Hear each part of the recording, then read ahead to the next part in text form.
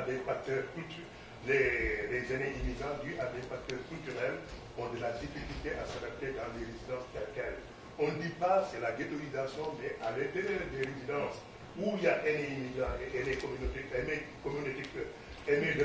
la communauté d'accueil, qu'il peut y avoir des services qui sont adaptés pour les communautés culturelles et les aînés ne l'ont pas. Mais sous forme d'entreprise d'économie sociale, ça veut dire aussi qu'on favorise l'embauche aussi à l'intérieur, à compétences égales des gens des communautés culturelles aussi pour pouvoir mieux aider et qui connaissent mieux ces besoins-là. Donc, que pensez-vous de ça? Est-ce que vous vous engagez à ce qu'il y ait des résidences pour aînés sous forme d'entreprise d'économie sociale qui répondent mieux aux besoins des communautés culturelles, des aînés des communautés culturelles? Nous autres, les aînés, on n'a pas été trop. J'ai pas eu trop de directives là-dessus parce que je me dis que c'est déjà qu'ils sont garochés dans des institutions, les aînés en passant. Moi, mon père j'ai toujours de le placer, puis j'ai trouvé que c'est mort, que c'est brun, que c'est la fleur qui voudra, sont garochés dans le lit, sont garochés ici, sont garochés là. Fait que je pense qu'il devrait y avoir une réforme pour les personnes âgées, oui.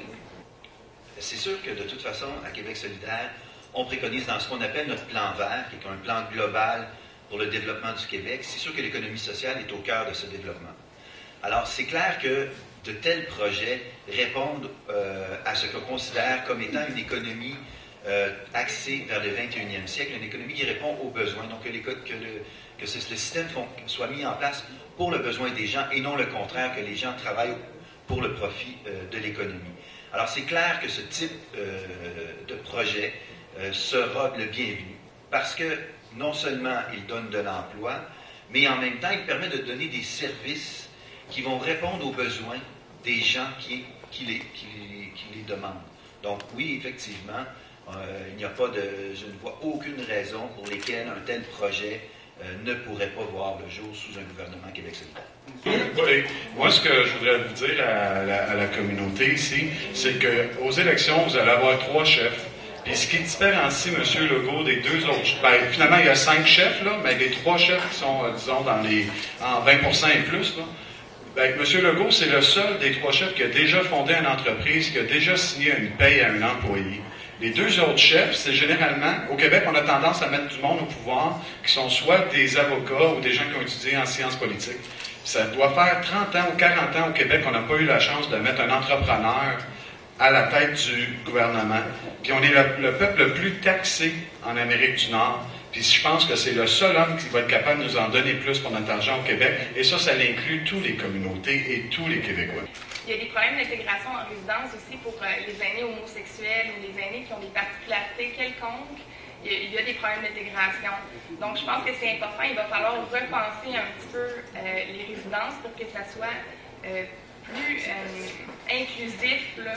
Je pense pas que la solution, c'est de faire des résidences exprès pour les gens issus de l'immigration, des résidences pour les gens homosexuels, des résidences pour les...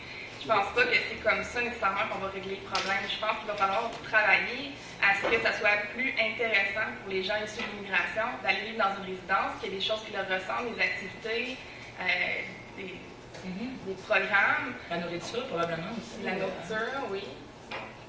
C'est ce que je pense. C'est pas la seule adaptation sur laquelle les résidences ont à se pencher en ce moment. Donc, ça va être important.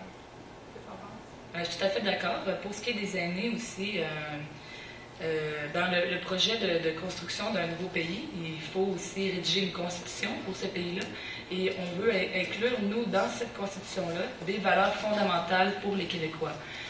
Celles qu'on veut absolument inclure, bon, premièrement, on veut faire une déclaration d'indépendance du Québec pour être reconnu officiellement comme un pays, mais les valeurs qu'on veut inclure, c'est, outre l'égalité homme-femme et le respect rigoureux des principes de développement durable, mais aussi le respect des personnes aînées.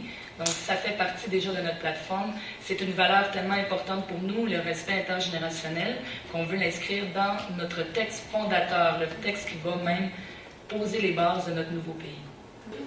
Personne ne va empêcher une entreprise privée de créer une maison pour les aînés, immigrants. Mais vous me demandez de vous considérer comme des citoyens à partir du moment où vous avez votre passeport, mais il va falloir que vous appreniez à vivre comme des citoyens. Puis que oui, nos services doivent s'adapter. Hein? Ce que je dis, là, puis je ne veux pas être mal interprétée, là, c'est que nos services à nous doivent être adaptés à servir la communauté qui est née à l'étranger. Vous avez à l'intérieur de votre groupe des personnes ressources qui peuvent m'aider personnellement.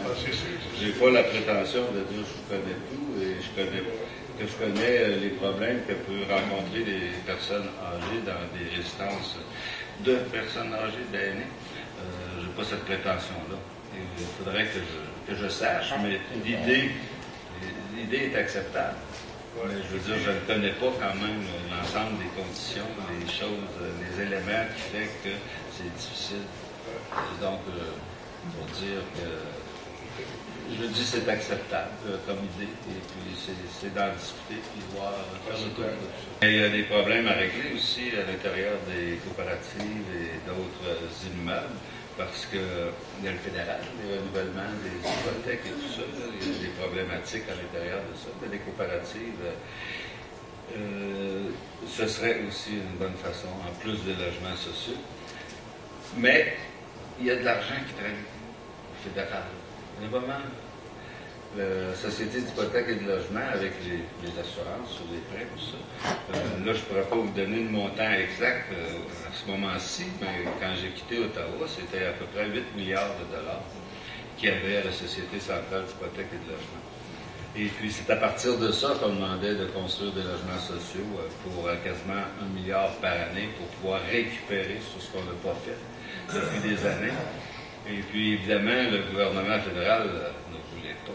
Donc, mais ce à quoi on s'est engagé, quand tantôt je parlais du volet de s'affirmer, le Parti québécois compte bien s'affirmer et pas ne plier les genoux devant le gouvernement fédéral, mais demander et exiger la participation du fédéral dans les logements sociaux à partir de ce petit trésor qui traîne à la Société centrale d'hypothèque et de logement. Donc, ce serait une source de financement intéressante. Maintenant, parce que dans le fond, on a encore un 20 quelques % là-dedans dans nous autres.